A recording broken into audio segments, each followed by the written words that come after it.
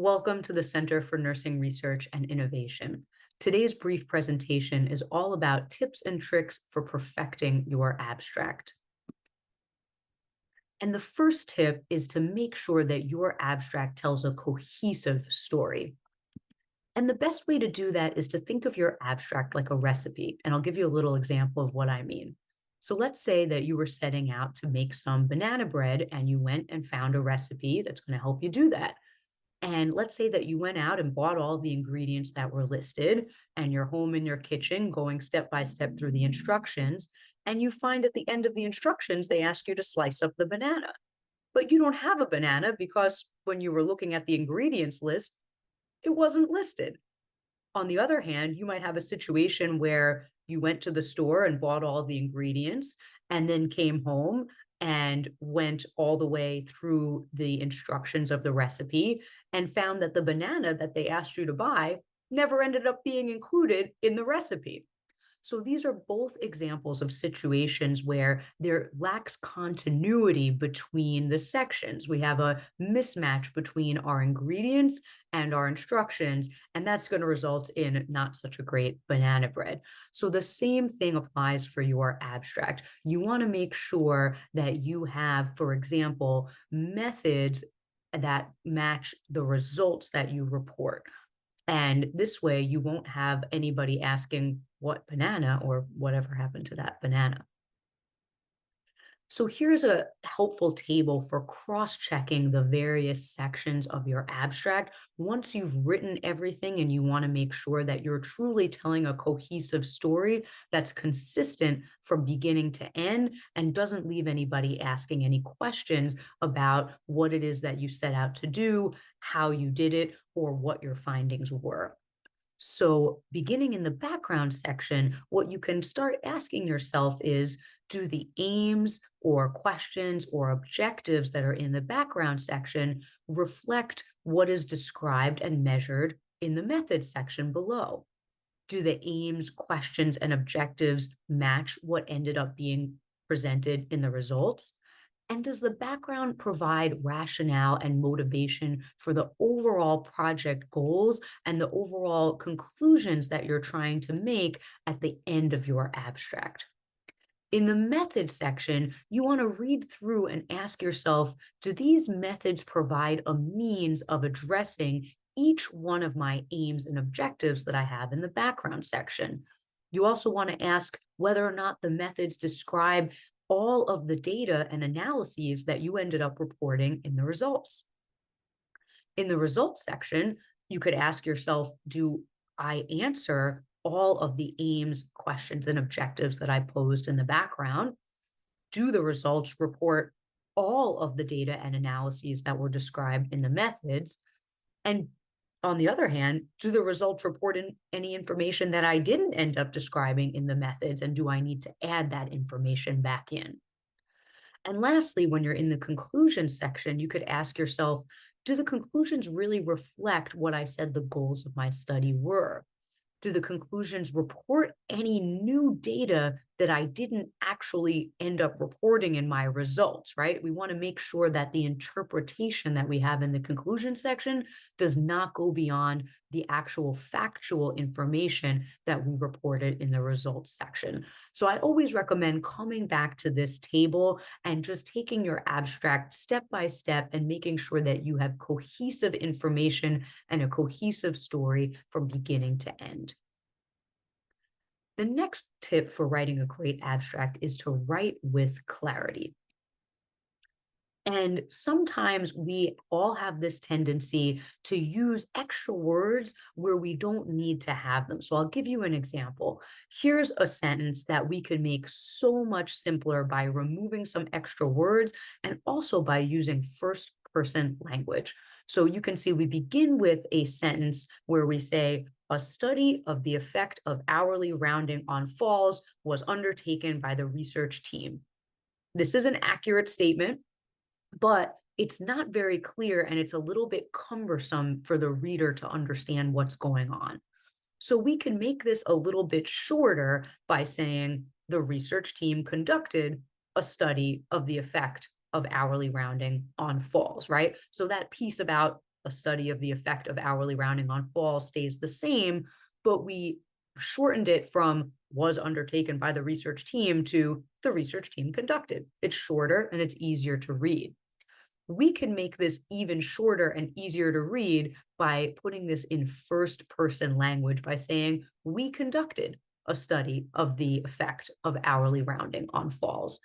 And first person language is a really great way not only to simplify your sentence structure and shorten the number of words that you need, but it's also helpful to reflect ownership of the work. Because remember, you're communicating to an audience about a project that you did. So it's actually really helpful to say, we conducted, or I conducted, or our team conducted. The next tip is to really be consistent with your terms, your acronyms, and your proper nouns as you're writing. So here's an example. You might say, a nurse reviewed each patient's medications daily, and a nurse practitioner revised medication orders. You'll notice that when you talk about the nurse, you use a lowercase n, and then when you talk about the nurse practitioner, all of a sudden it's an uppercase N and an uppercase P. You could have it either way, but you should be consistent throughout the abstract. And yes, it's readable in both forms, but by having it really clear, it shows the readers of your abstract that you took the time to carefully edit, and they can have confidence in the fact that what you're writing was really carefully done. In the next example, we have the director of quality met with each unit's staff to solicit feedback about the intervention. The quality director then modified the intervention based on the feedback. So here we have two things going on. One is the capitalization, right? So first we have director of quality all lowercase, then we have quality director uppercase. It's best to be consistent when you can. And the other thing that can help with consistency is using the exact same phrase. So here you say the director of quality and then the quality director. So sometimes that could leave the reader wondering, is this the same person or are these two different people in two different roles? So if you have the opportunity to be consistent, that's always best, particularly when you're describing the name or title of a person, or the name or title of a specific intervention. Next, we have a sentence that's saying, we use the Plan, Do, Study, Act, parentheses, PDSA method for process improvement. Then we say the Plan, Do, Study, Act method, dot, dot, dot.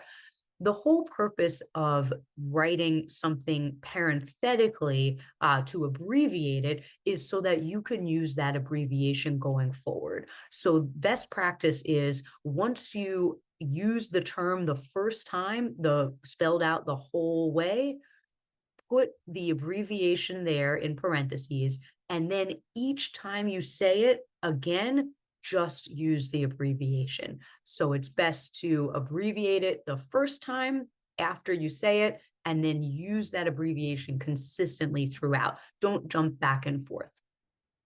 And lastly, we have an example where we write, we developed an instrument to measure nurses' work-related stress. We emailed the burnout survey to all nurses in our health system. This leaves the reader wondering whether the instrument to measure nurses' work-related stress is the same or different from the burnout survey. So whenever possible, use the same precise language. If you're talking about a particular survey, a particular intervention, a particular person's title, use the same language consistently, because then it alleviates any confusion about whether this is the same or whether you're talking about something that's different. So next, I'll give some recommendations for how to deal with numbers.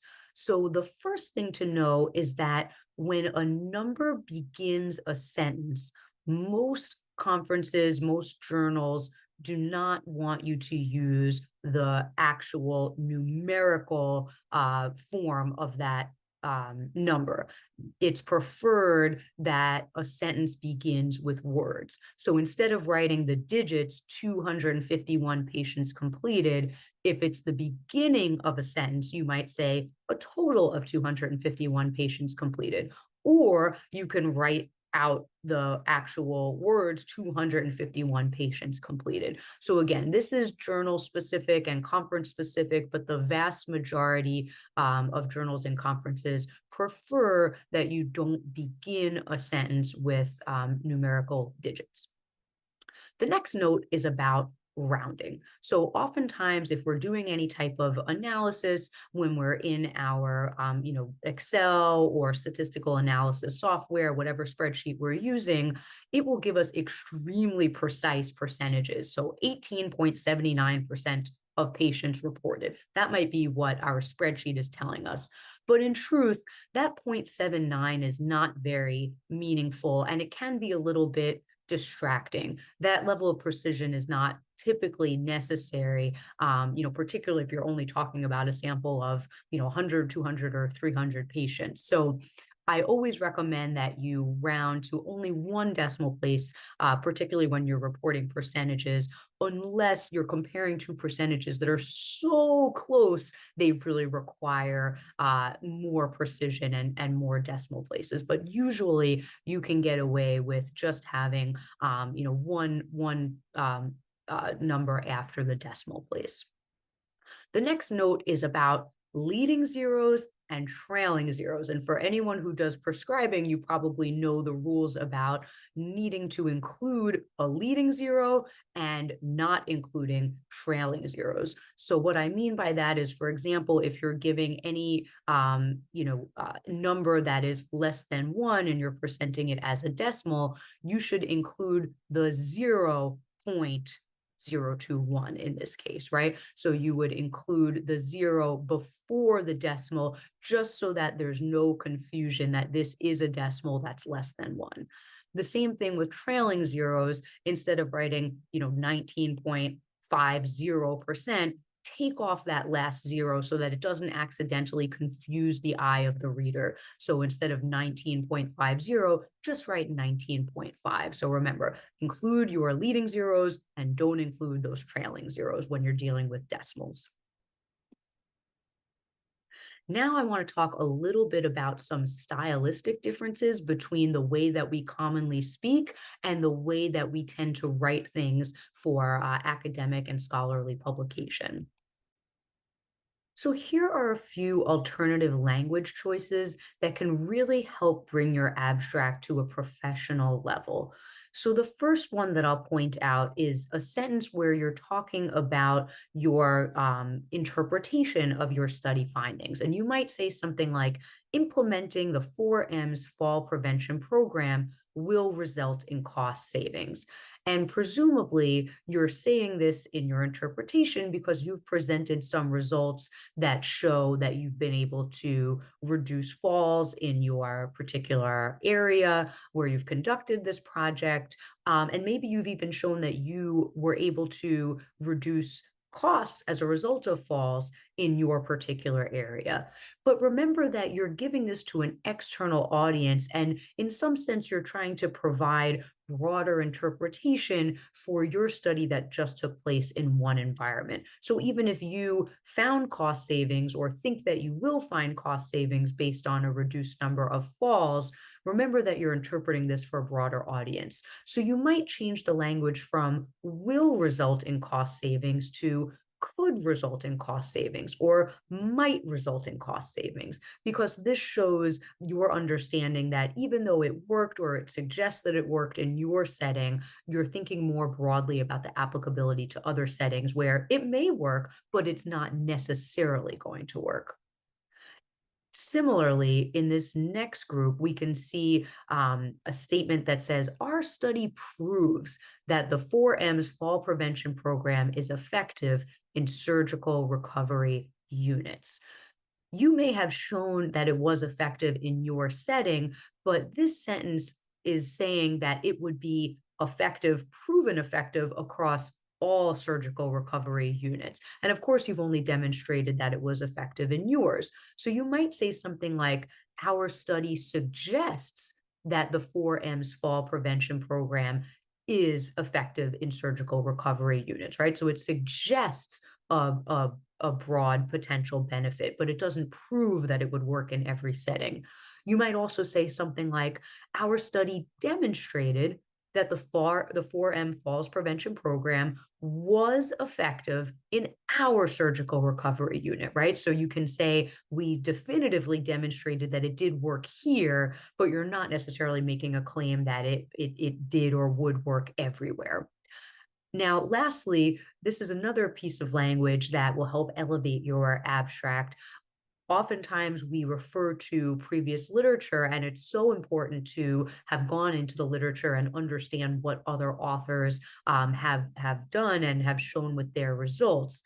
But typically, we don't list author by author the specific results or the specific findings of their project. So instead of saying Jackson et al. Found XYZ and Lopez et al. Reported X, Y, and Z, you would preferably sum that up and say that previous studies have shown, and then give a synthesized overview of the work rather than reporting individual authors' contributions. It's generally a better practice to synthesize the work and report the general state of the science.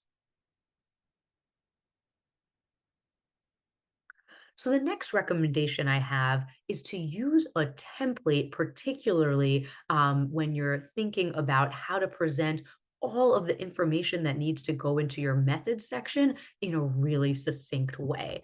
And I'll show you what I mean. So here's a template that I developed to help myself make sure that I'm able to give my readers a lot of information in one quick sentence. So here, this is a sentence that I would use in a method section, typically the first sentence of the method section, to give a lot of information about the project. So you might say something like, this evidence-based practice project was conducted in a 24-bed adult critical care unit within a 900-bed tertiary care hospital in New York, New York.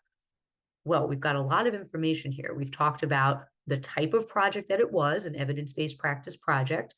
We've talked about the size of the unit where it was conducted, who the patients were, adult critical care patients, within what type of facility, right? A 900-bed hospital, the size of the facility. It was a tertiary care hospital, the type of facility, and the location of the hospital, New York, New York. So we've given a lot of information here, but you can see, regardless of what type of project you're describing, you could replicate, use this same template again and again, and just plug in the new information. So I'll show you the next one. In the next one, we write, this quality improvement project was conducted in an 18-bed pediatric neurology unit within a 200-bed children's hospital in San Francisco, California. Again, just going through and plugging in the information to tell about the type of project, the size of the area where it was conducted, the patients, in this case, pediatric rather than adult, the type of unit, neurology as opposed to critical care, the size of the facility, 200-bed versus 900-bed, the type of hospital, children's versus tertiary care, and the location, San Francisco versus New York. We can do this even further for different types of settings that aren't even necessarily hospitals. So here's the next one. And this one also is a research study, not a QI or EPP project. So in the next one, we have this qualitative research study was conducted in a 3-provider family mental health clinic within a large urban outpatient health network in Philadelphia, PA. So again, we're telling the type of project, in this case, a qualitative research study. Here, we're not talking about an inpatient unit, but we can still say something about the size. It's a 3-provider clinic. It's a family clinic. That's the type of patients that they care for. It's a mental health clinic. That's the type of services provided. And it's in a large health system, right? As opposed to a smaller health system. You could even put the size if you have that. And it's an urban outpatient health network, right? So instead of the type of hospital, you're talking about the type of practice that it is, and of course, the location.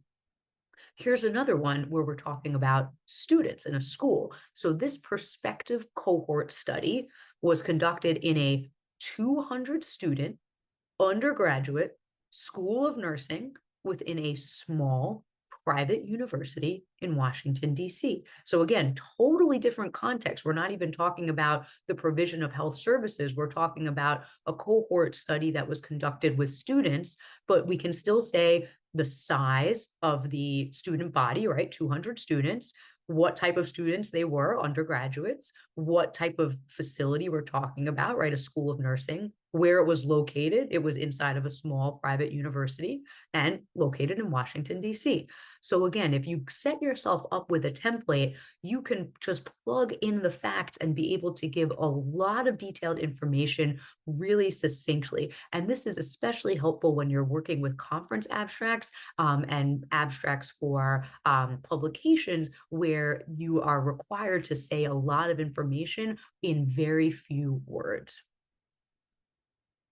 And you could also mix up the beginning of that sentence. You don't have to use the same sentence every time. Instead of saying this evidence-based project was conducted in, you could say, we performed an evidence-based project in, and then continue the sentence. Or you could say, this evidence-based project took place in, and then continue the sentence. You could say, our team conducted an evidence-based project in, and then continue the sentence. So even using that same template, you could still mix up your language a little bit, but this will make sure by using a template that you include all of that relevant information and you get it in very succinctly. So thank you very much for joining me for this video on tips and tricks for writing an abstract.